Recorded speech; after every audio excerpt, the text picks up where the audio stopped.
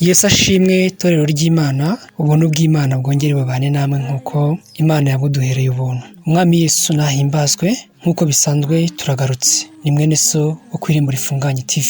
Ntitugaruwe n'ikindi, tugaruwe no kuvuga Imana. Tugaruwe no kuvuga imirimo y'Imana. Tugaruwe no kubwira abera ngo bitegure. Nimwumva mvuze ibindi bitari Imana, ntimuzantega amatwi. Ndabizi hari n'umuntu wumva ikiganiro yakumva ukuntu gitangiye akavuga ati ibi ni bya bindi bisanzwe, ariko ndakubwira ngo ibi ntago ari bimwe bisanzwe. Ibi ntago ari bimwe bisanzwe. Twe tuvuga Imana twabonye, Imana yatanze umwana wayo Yesu Kristo, Imana yaturemye, niyo Mana tuvuga, kandi niyo Mana tuzahora tuvuga iteka ryose, twaba turiho twaba tutanariho. Imana ishimwe itorero ry'Imana. Iyo mvuga ijambo itorero ry'Imana, haba harimo abantu bose biyemeje guhunga umujinya w'Imana uzatera. Mu itorero ry'Imana harimo abantu bose bakiriye umwami Yesu Kristo, bakamwizera, akaba ari we mwami wabo, akaba ari ubagenga mu buzima bwabo bwa buri munsi. Mu bantu nyine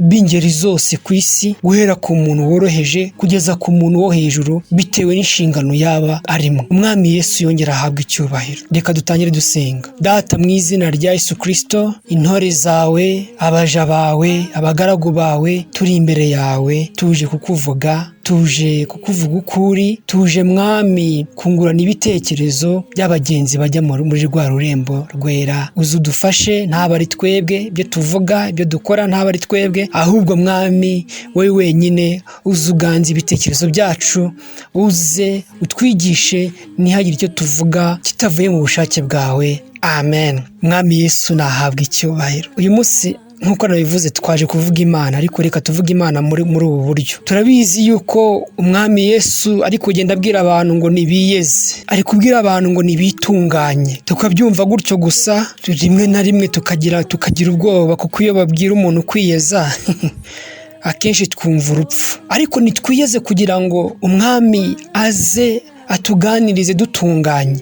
Erega ntabwo umuntu wiyeza ari umuntu uba ugiye gupfa gusa. Ni ukwiyeza tugatunganya imyenda yacu, tugatunganya imico yacu, kugira ngo umwami aze atuganirize. Kuko umwami muri iyi minsi asigaye aza agasanga dufite ibizinga, agasanga turanduye. Niyo mpamvu ahora atubwira ngo twiyeze, twiboneze, amatabaza yacu ahore yaka, kugira ngo umwami naza kuza asange tumeze neza, naza kutuganiriza, haba mu nzozi, haba turi gusenga, haba aho turi hose, twiyeze kugira ngo umwami asange tumeze neza. Torero ry'Imana, mwami Yesu nashimwe. Mwami Yesu yakunze kwigisha abantu be, bacira imigani, ariko icyo yakunze kwigisha ni ukuduhuza n'Imana. Yakunze kubwira abantu, arababwira ngo ibyo numvanye data byose narabibabwiye. N'uyu munsi arongeye araje aratubwiye ngo twiboneze kugira ngo imitima yacu yere, tuvanemwo ikintu kibi cyose cyatandukanye n'umwami Yesu. Haleluya.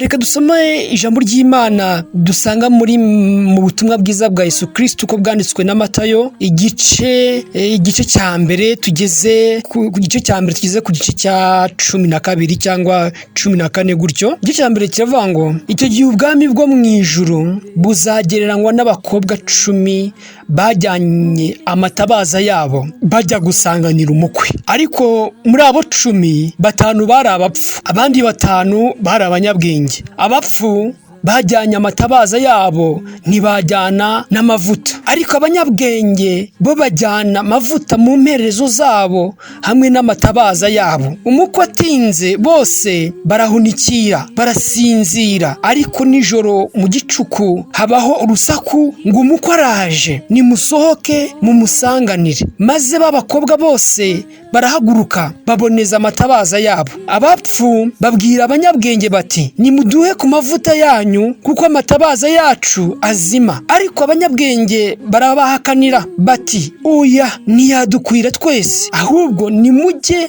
mu bahanjuzi muyigurire. Bagiye kugura, umukwe araza, abari biteguye binjirana nawe mu bukwe, urugi rurakingwa. Hanyuma b'abakobwa bandi nabo baraza barahagarara bati nyakubahwa dukingurire. Nawe arabasubiza ati ndababwira ukuri yuko ntabazi, nuko mube maso kuko mutazi umunsi cyangwa igihe bizaba nk'uko haleluya. Reka tugarukiriza ahangaha kuri 13. Ubwami bwo mu ijuru. Ubundi umuntu wese wakijijwe udakijijwe kugira ngo azajye mu ijuru, ubu ngo nta kintu aba akijijwemo. Dutangiye Yesu atubwira ngo ubwami bwo mu ijuru bugiranwa n'abakobwa 10. Aba bakobwa 10 bashushanya abantu bose b'ingeri, bashushanya abantu b'ingeri zose ziri mu isi. Abakobwa 5 b'abanyabwenge n'abandi 5 b'abapfu. Aba bakobwa 5 b'abanyabwenge ni babandi bakijijwe, babandi bize inyigisho zose zerekeranye n'umwami Yesu, babandi bazi indangagaciro zikwiriye kuranga umukristo, babandi bazi yuko isaha n'isaha umwami Yesu aramutse aje bahita bagenda. Abangaba ntiwasanga, ntabwo ujya ubasanga mu gakundi k'abantu babi. Abangaba 5 b'abanyabwenge bahorana urukundo n'impuhwe nyinshi. Abangaba bahora basenga, abangaba bahora bari maso, bahora babwiriza ubutumwa bwiza, ntibajya barangara. Hari ibintu byinshi birangaje umugenzi, ariko abangaba bo ntibajya barangara namba. Iyo bari kuri Facebook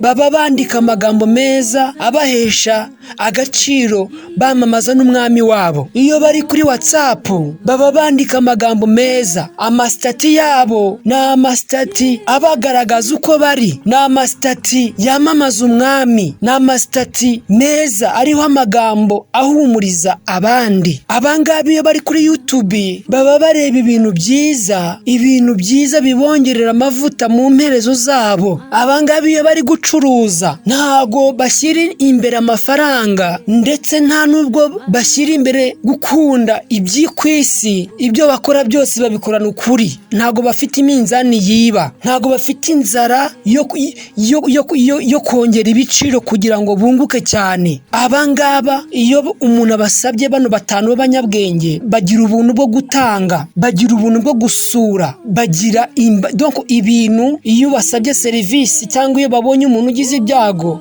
bishyira mu cyimbo cy'uwo muntu wagize ibyago. Abangaba ni 5 b'abanyabwenge. Abangaba bahora bibwira zaburi uko bukeye nuko bwije, bahora baririmbira umukiza. Abangaba ntago wasanga mu kanwa kabo havamo amagambo mabi. Aba 5 b'abanyabwenge nabiteguye. Uyu munsi hari inkuru numvise, ni inkuru ibabaje, ariko mu rundi ruhande rumwe ni inkuru ishimishije. Ngo hari umuntu wari wagiye mu masengesho, agiye gusenga. Uko nabisomye mu binyamakuru, ni umuntu wari wajyanye n'abandi masengesho. Ngo bagezeyo, niba wari umunsi wo kurangiza amasengesho, ngo araririmba ari kumwe n'abagenzi be, ngo araririmba atera amakorasi. Ngo abantu bari kumwe, ngo bagiye kubona, ngo babona yicaye hasi, ngo babona araryamye, ngo bagiye kubona babona birarangiye, ngo ntiyongera kubyuka. Nyamara uyu mugabo uburyo yapfuye, bigaragara yuko yapfuye urupfu rw'umukiranutsi. Ntabwo yikubise hasi ngo byibuze ngo tuvuge ngo yakubise umutwe hasi maze ngo arapfa, ngo ahubwo ngo yicaye ngo amaze kwicara, maze ngo araryama abashizemo umwuka. Nguko uko abakiranutsi b'Imana bataha. Yarari mu masengesho, yaraboneje amatabaza yiwe, yaraboneje itabaza ryiwe. Umwami yamusanze ari ku gicaniro, kandi igicaniro kiwe kimeze neza. Uwo nawe ari muri rwa ruhande rwa babandi 5. Haleluya, Yesu ashimwe. Torero ry'Imana, birakwiye ko tuba muri uruhande rw'aba 5 b'abanyabwenge. Ngo maze baragenda, ngo bagiye gusanganira umukwe. Ngo igihe kigeraho, ngo haza ibitotsi, ngo bararyama, barahunikira. Muri iyi minsi abantu benshi turahunikiriye, turasenga uko dushatse, turaterana uko dushatse, turakizwa uko tubishaka. Urakora ikosa, nta muntu ukikugira inama, bitewe nuko abantu duhunikiriye. Ntago turavanga iby'Imana n'iby'isi. Urabwira umurokore muri iyi minsi mbese ko iyo ndirimbo uri kuririmba idakwiye abantu bakijijwe, akakubwira ngo Imana ni data, akakubwira ko nabyo nyine bikwiriye. ni ukwinezeza. Muri make urahura n'umuntu wamubwira ngo ariko se kuri kunywa ibintu bizira mu itorero ryawe, ko tuzi ko bitemewe kunywa bino bintu, akatubwira ati sha murekere aho ngaho, ubu twamenye ubwenge, twamenye kwiyitaho, umubiri uba ukeneye karokore, kandi muri Bibiliya ngo nta hantu handitse yuko kunywa yenda kino kintu ko ari icyaha. Mu by'ukuri abantu turahunikiriye, turazirura ibintu bizira, ntabwo tucyubaha Imana, ntabwo tugisenga uko bikwiriye. Mwihangane mvuge bino bintu, mwihangane, nta handi ifiteho kubivugira, nta handi. Iri ni ryo riba Imana yamfukuriye, aka niko gatuti Imana yampaye ko kuvuga. Ariko ubwoko bw'Imana, iki nicyo gihe cyo kugira ngo twiboneze, amatabaza yacu ahore yaka. Umuntu ukiri muzima, ngiye nkunda kubivuga, umuntu muzima aba afite amahirwe yo guhitamwo iminsi mibi itaraza, roho itarakuvamwo. Nubwo ubabaye, nubwo ushavuye, nubwo uri mu rugendo, ihangane. Nubwo uri mu bigeragezo bikomeye, ihangane. Uri mu ishuri na Yesu, ubuzima bwe bwose ntabwo bwabaye bwiza hano ku isi. Yabayeho asonza, mu kurya nawe murabizi ko yari umubaji, yarakoraga nawe, ntacyo tuzireguza. Hari n'abandi benshi, ariko dusingire icyo twahawe, tugikomeze kugira ngo umwanzi atakitunyaga. Ngo barahunikira, yewe we, abantu turahunikiriye muri iyi minsi, ngo barasinzira, turasinziriye. Ngo ariko mu gicuku ngo bagiye bumva induru, bavuga ngo umukwe araje, ngo bose barabyuka. Uwo mukwe rega nta kintu, ni impanda yari ivuze, ni impanda yari ivuze. Yesu nuko yigishirizaga mu migani, ngo bose ngo barahaguruka, ngo bajya gusanganira umukwe, ngo bagiye kumusanganira. Ariko siko bose binjiye, ngo bari bafite amatabaza yaka, ngo nibo bamusanganiye. Baragenda maze ngo akinga urugi. Haleluya, impanda izavuga. Nabonye hari abantu bari kwigisha muri iyi minsi, babwira abantu ngo impanda ntabwo izavuga, babwira abantu ngo ntibitegure, ngo ntibagire ubwoba. Ese utagize ubwoba ntiwazarimbuka. Njya mbona hari inyigisho zaje zo kumahoroniza abantu, inyigisho zo kubwira abantu ko ari amahoro, inyigisho zo kubwira abantu ngo ntibakagire ubwoba.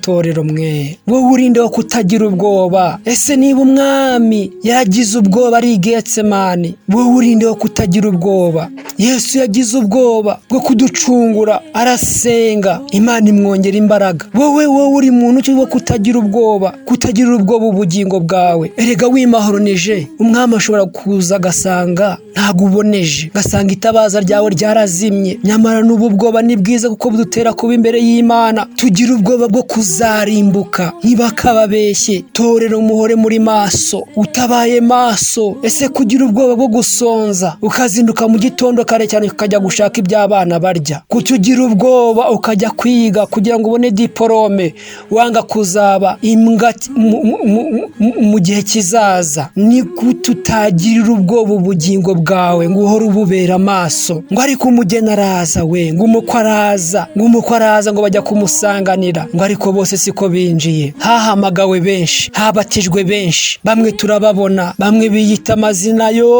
bamwe birirwa batukana, bamwe birirwa basebya umurimo w'Imana. Ariko iki nicyo gihe cyo kugira ngo tube maso, torero, tube maso, kugira ngo umwami naza tuzamusanganire. Benshi umunsi w'impanda nivuga bazaza bazi yuko bafite buri kimwe cyose cyatuma binjira mu bwami bwo mu ijuru. Ngo ariko ntabwo ariko bose bazahinjira. Abakristo ni benshi, amadini ni menshi, yewe dufite n'abavugabutumwa benshi, ariko biratangaje kubona ko 5 bonyine ari bo binjiye, abandi 5 bagira gute? Barasigara. 5 bivuze ko 1/2 cyarasigaye, 1/2 kirinjira. Yemwe torero mwe, uyu niwe munsi wa buri muntu wese wumva ubutumwa bwiza. Niba ushaka ko utazasigara, iki nicyo gihe cyawe cyo kwiboneza. Ngo abanyabwenge bamaze kujyana n'umukwe, ngo umukwe arafunga, ngo amaze gufunga, ngo babandi baragenda disi bajya gukora ibyo bagakwiye kuba barakoze mbere, nyamara barabikoze ntihagire ikintu bitanga. Umunsi itorero ryazamutse, bamwe bazifuza gusenga, bamwe bazajya gusenga bashaka Imana, bashaka Kristo, ntago bazamubona kubera ko itorero rizaba ryazamutse. ibindi bazakora nyuma itorero ryazamutse bizaba ari imfabusa. Igihe cyawe ni iki ngiki bigishoboka. Ngwino winjire, ngwino winjire, ngwino winjire, ngwino winjire, iboneze, va mu byaha, va mu gukunda amafaranga cyane. Amafaranga tuzayasiga. Reka gusebyanya. Reba umuturanyi wawe mubane neza, reba uwo mukorana mubane neza.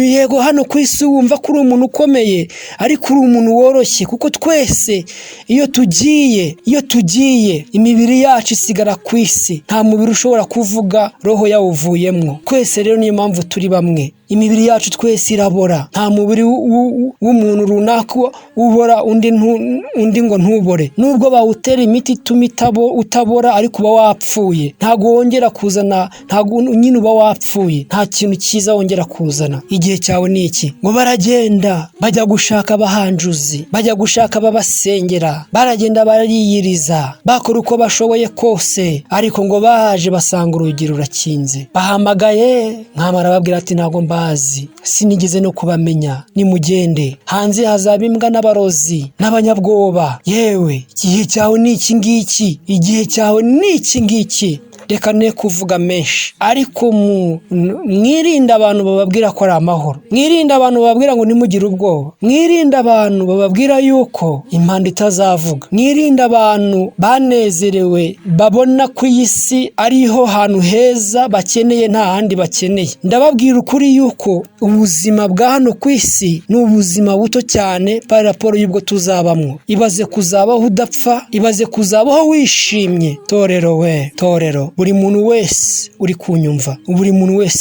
kunyumva, ndagira ngo nkubwize ukuri yuko umuntu utarakira Kristo nk'umukiza wiwe ngo amwemere, uwo muntu ntago azabona ubwami bwo mu ijuru. Umuntu utarakira Kristo nk'umukiza wiwe, kumwakira gusa ntibiba bihagije, kuko turabizi yuko kwakira Kristo ntukora imirimo akubwiye biba bibaye imfabusa. Abantu bababwira ngo iyo wamaze kwakira Kristo biba birangiye nyine, ngo nta kindi kintu ngukora, nta bya bindi byo byose mujya mwumva, barabashuka. Ikigaragaza ko wakiriye Kristo nuko ukora imirimo nk'iyo, nuko ukora imirimo agutegeka, nuko ukora imirimo myiza, nuko ukiranuka. Iyo wakiriye Kristo ntukore nk'ibyo ashaka, icyo gihe nyine uba umeze nk'abandi batanu b'abapfu, babandi batanu nyine badafite ubwenge. Reka nguhe urugero. Kuri iyi si dufite abakristo benshi cyane. Uzi ko ushobora gusanga yenda nk'umwanzi w'igihugu ari umukristo, umwanzi ushaka kuza kwica abantu. Rero kuvuga ngo wakire Kristo, bakora umuhango wo kukubatiza, ariko ukaba ukora ibihungabanya umutekano w'abandi, ukaba ukora ibizira, ukaba uri umurozi, ukaba uri umwicanyi, mu kanwa kawe akaba nta magambo meza avamwo, ukaba ugira inzika, ukaba ugira ibintu by'amoko by'inzangano. Icyo gihe baragushuka bakubwiriza. Abakubatije baragushutse. Kwakira Kristo bigendana n'imihindagurikire, n'imihidonko bigendana no guhinduka muri wowe nyine, ukamwiyegurira, ukabaho ubereyeho Kristo, ukabaho uzi kuri ambasaderi w'ijuru, ukabaho ushyira mu bikorwa ibyanditswe, ukabaho usenga, ukabaho ubwiriza amagambo meza, ukabaho uvuga Kristo, ukabaho utari umunebwe. Apana gusenga Yesu Kristo nanone hari ibindi bintu kizwa gusa, ntibivuga ko wageze mu ijuru. Uba ugomba gukora kugira ngo, kuko n'umwami wacu atari umunebwe, kugira ngo tutazasebya umurimo w'Imana, kugira ngo tutazaba besikoro, kugira ngo tubeho, tutazarishisha Kristo. Hari abamurishisha, hari ababeshyera Yesu ngo arakora imirimo, kabeshya abantu bakabaca amafaranga, kandi Yesu ibyo aduha byose aduhera ubuntu, kandi niyo ashatse ko wakira urakira. Yesu yaguhaye umugisha, aca mu nzira nyinshi. Rero no kurisha ibintu by'Imana kugira ngo ubone umukiro, kugira ngo wubake amazu uzasiga, kugira ngo ugire gute, no, gishaka ikintu ukora, Imana izagiha umugisha. Haleluya, Yesu ashimwe. Ngo ariko ngo baje, hari ijambo rirangiye rivuga ngo hanyuma ba bakobwa bandi nabo baraza, barahamagara bati, nyakubahwa, dukingurire. Nawe arabasubiza ati ndababwira ukuri yuko ntabazi. Bivuze ko hari abantu bazi ko bari mu nzira yo kujya mu ijuru kandi umwami atabazi, ariko niba abandi bakora bya bindi bibi nababwiye. Nuko mube maso. Yesu araduhamagara kugira ngo tube maso kuko mutazi umunsi cyangwa igihe. Tube maso kuko tutazi umunsi n'igihe. Ndakubwira mwene data, ndakubwira wewe wese wakiriye Kristo nk'umukiza wawe, nawe utaramwakira, iki nicyo gihe cyo kugira ngo tube maso. Kandi nubwo umukiza wacu yatinda, urupfu rwo ntiruzagera gute? Ntiruzatinda. Umwami Yesu ashimwe. Data, ndagushimiye kubw'ijambo ryawe, ndagushimiye kubw'ubuntu bwawe. Komeza uduhe imbaraga. Ibidutera kunamuka ni byinshi kandi ibyo byose ubiri hejuru. Duhe imbaraga, udushoboze mwami Uwiteka. Mwami, duhe imbaraga za Mwuka Wera, kandi Kristo udushyigikire kugira ngo mwami tuzabashe kuba iwawe. Ndasengeye abarwayi, ndasengeye abantu bababaye, ndasengeye abantu bose bafite ubuzima butameze neza. Umuntu wese wumva kino kiganiro mwami Data, asubizwemo imbaraga ziherekerwe n'iri jambo mu izina rya Yesu Kristo umwami wacu. Amen. Imana ibahe umugisha. Turabakunda. Iri mwene soko irembo rifunganye. Bye bye. Shalom shalom.